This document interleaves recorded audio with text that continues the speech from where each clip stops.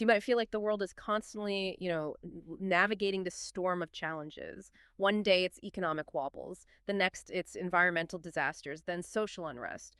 But what if these aren't just isolated incidents? What if they're actually deeply interconnected, forming this complex, sort of evolving web of global risks that, well, impact all of us?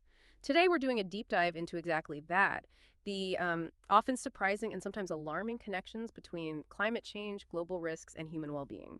We'll explore how everything from, temperature shifts to social media activism plays a role. We've pulled together a really rich stack of sources for you: global data reports, detailed analyses of poverty, discussions on environmental justice, even a look at safe blood access. Our mission is really to distill the key insights so you walk away truly well informed. Yeah, it's truly eye-opening when you start to see how these seemingly separate issues actually feed into one another. It reveals this um, comprehensive picture of both vulnerability and, importantly, resilience on a global scale. We're going to try and connect these dots for you, illustrating how human activities are profoundly shaping our planet, our societies, and what this whole intricate dance means for your world. Okay, let's start with the foundational layer then, shall we? This first piece we looked at from Our World and Data on Climate Change, it lays out a very clear message about what's driving our warming world. That's right. And the most crucial foundational insight this source wants us to grasp is that current climate change is overwhelmingly driven by human emissions, greenhouse gases. The warming isn't just about, the thermometer going up. It's actually instigating these huge, large-scale transformations, from sea levels creeping higher and glaciers melting to altered rainfall patterns and more frequent, really extreme heat events. And the ripple effects are just immense, impacting everything from human health and global farming systems to the very stability of societies and other species too. According to the source, the path to limiting this impact means a massive systemic reduction in global greenhouse gas emissions. It demands these fundamental shifts in our energy and food systems. And, a really striking finding from this article is that while the majority of people in pretty much every country actually support action on climate, the public consistently underestimates how widespread this concern is. It makes you wonder, right? If the will for change is stronger than we perceive, what does that actually mean for our collective ability to act? The report also gives us this, stark warning about our carbon budget. That's the remaining amount of CO2 we can still emit without crossing critical warming thresholds. To stay below 1.5 degrees of warming, we have less than a decade of current emissions left. For 2 degrees C, it's less than 3 decades. The urgency, it couldn't be clearer. That's a really sobering thought. So, what do these large-scale climate shifts actually mean for the millions of people, especially the most vulnerable, on a day-to-day basis? This next deep dive, a big data analysis on climate change and poverty, gives us a very clear and maybe somewhat surprising answer. Yeah, this was fascinating research. They used high-resolution remote sensing temperature data combined with machine learning to predict household wealth across 135 low and middle income countries, often called LMICs. And what they found was strong, consistent evidence that it's not just the absolute temperature, but the day-to-day temperature variability that negatively impacts wealth. That's really interesting. So it's the fluctuation that matters, not just the average heat. The data showed that a 1 degree Celsius increase in daily temperature variability was associated with something like a 0.187 unit reduction in relative household wealth. So even a seemingly small daily swing can chip away at financial stability.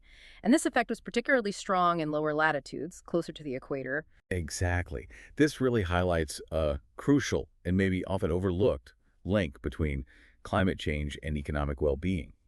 The authors suggest that if we don't meet that 1.5 degree C target from COP21, we're looking at double trouble. Not just higher absolute temperatures, but also higher variability, more instability. This just underscores the desperate need for, well-functioning programs to ensure against this kind of climatic risk, things like livestock insurance for drought in Ethiopia or anticipatory cash transfers that get money to people before a flood hits in Bangladesh. Right. So we've talked about climate change's direct impact and its link to poverty, but zooming out a bit, how do we as individuals and societies actually quantify our overall demand on the planet? That brings us to this powerful concept of the ecological footprint. hmm The Ecological Footprint Analysis article we look at introduces this as a physical accounting method. It's been around for over 30 years now. It essentially uses land as its currency to measure our human-induced environmental impacts. Think of it as the total area of productive land and water needed to produce everything a population consumes and, crucially, to assimilate all its waste. Okay, so it breaks down our impact into categories like how much land is needed for food, for energy, for buildings, even the forest area needed just to absorb our CO2 emissions. And the unit of measurement they use is the global hectare, which is sort of a standardized unit representing average global productivity. Precisely. And the core, frankly, quite shocking insight here is that we need to measure how much nature we use against how much nature we actually have available. The article points out that humanity as a whole passed the Earth's regenerative capacity sometime back in the 1970s. We've been an ecological overshoot ever since then. By 2008, humanity's footprint was about 2.7 global hectares per person, while Earth's biocapacity, its ability to regenerate, was only 1.8 global hectares per person. Wow. So that means it would take the Earth 1.5 years to fully regenerate the renewable resources that people use in 1 year. And the report states if everyone lived like an average resident of the USA, it would require a total of 4 Earths. For Earth. We're literally operating on this accumulating overdraft, this ecological debt that started over 50 years ago. It really demands a complete rethink of our economic models, doesn't it? How do we become more sustainable and start reducing this debt? The article does provide a wide range of measures. Things like reducing household food waste, changing our diet composition, prolonging the lifespan of goods, increasing residential density, promoting public transport. But it emphasizes that while, yes, individual choices matter, governments and businesses play a huge role in reducing this inherited part of the footprint, the systemic demand that's often beyond our individual control. Right, the big structures. Okay, shifting gears now to what global experts are seeing on the horizon. This Global Risks Report 2024 from the World Economic Forum, it's based on insights from nearly 1,500 experts, and it paints a rather grim picture for both the near and longer term. Yeah, a critical point the report highlights is this predominantly negative outlook. Nearly two-thirds of the respondents expect a stormy or turbulent global future over the next decade, and environmental risks consistently dominate their concerns. Extreme weather was actually the top risk they identified for 2024. What I found particularly striking was what they called the dissonance in perceptions of urgency around environmental risks. Things like biodiversity loss and critical changes to Earth systems. For example, younger respondents and people in the private sector tend to see these as much more urgent, while civil society and government often prioritize other, maybe more immediate short-term risks. And that disconnect, that dissonance, significantly heightens the risk of missing critical moments for intervention, especially with the warning that climate tipping points could be triggered at or even before 1.5 degrees C of warming, possibly as early as the 2030s. Yeah. And a tipping point here means, a threshold beyond which even a small change can lead to large, abrupt, and often irreversible shifts in a whole system. The report also flags other deeply interconnected risks. Things like societal polarization, the pervasive spread of misinformation, economic strains on vulnerable countries, simmering geopolitical tensions. There's also this particular concern that if commercial and geopolitical interests are the main drivers of AI development, the digital gap between rich and poor countries could widen dramatically, leaving vulnerable communities even further behind.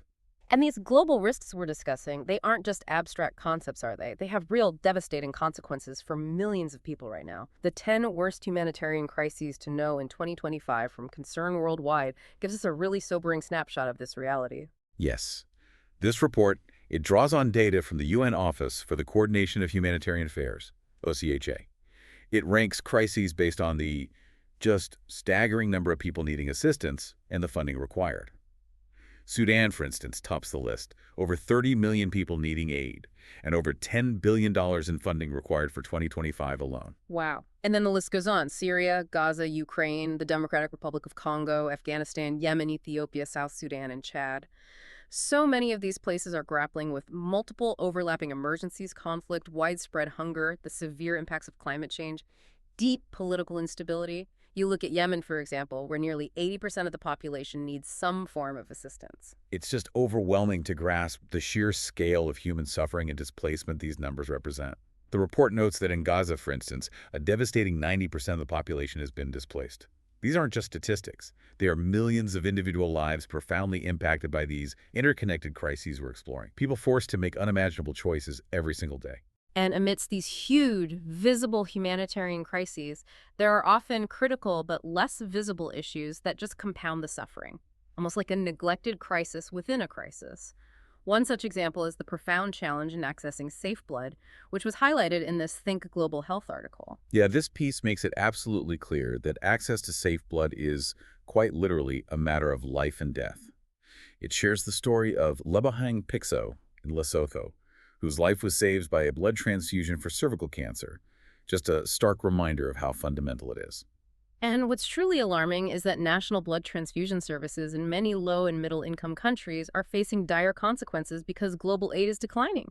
Major donors have pulled back support, and apparently even U.S. cuts to family planning programs threaten to increase complications like postpartum hemorrhage. Which is a major killer. Exactly, accounting for about 50,000 preventable maternal deaths annually, mostly in sub-Saharan Africa.